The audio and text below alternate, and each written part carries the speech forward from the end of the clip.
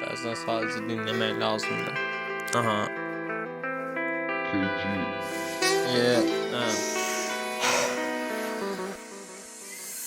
Herkesin üzündə kədər, herkeste qəm. Bu gecə yenə təkəm, yenə itirəm mən. Boş parkları keçirəm, boş yolları seçirəm. Üç qəpiklik sevgilərdən uzaq keçinirəm. Əsasda qaçıram gözlərlə olan təmasdan. Hər sözündən taparlar istəsələr fəsadda. Bağışlarlar hər halda, axtarmayın mənada. Hər tüstü bir nəfəs alır bu qısa həyatdan. Onlara ehtiyac yoxdur, özümün axrıyam. Məni heç kim düşünməsin, belə yaxşıyam. Heç kimə baxmıram, qulaqçığı taxıram. Qarışmadan bu kütləyə sakitcə yaşayıram. Rap qafiyə oyunudur, lakin qarın doyurmur. İnsan dilinə yox, buna hörmət qoyulur. Saxta dostlar, saxta gülüşlər bizi soyudur. Xoşbəxtliyimi alanlar ruhuma borcludur. Bəzən sadəcə dinləyin.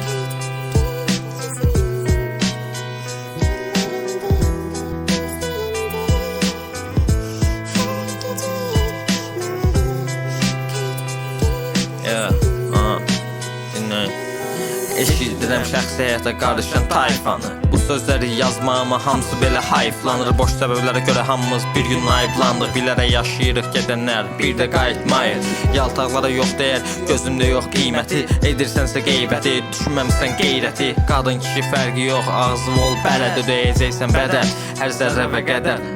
Özümə vaxt ayırmadım, gətirmədim xələl. Sayılmaq üçün hiss olmalıydım hamı kimi gərək. Pis baxırlar burada geyməməlisən qısa ətək. Savadsızlar yetişərkən bu mu bizim tək dərd? Bir xəyalla qaçmalısan çox əziyyət çəkərək. Qaçmalısan ümid toxumlarını qəlbinə əkərək. Çox düşünmək yaxşısı budur deyəcəksən bəlkə də. Çox düşünmək gizli gələr arxadan ərkələk.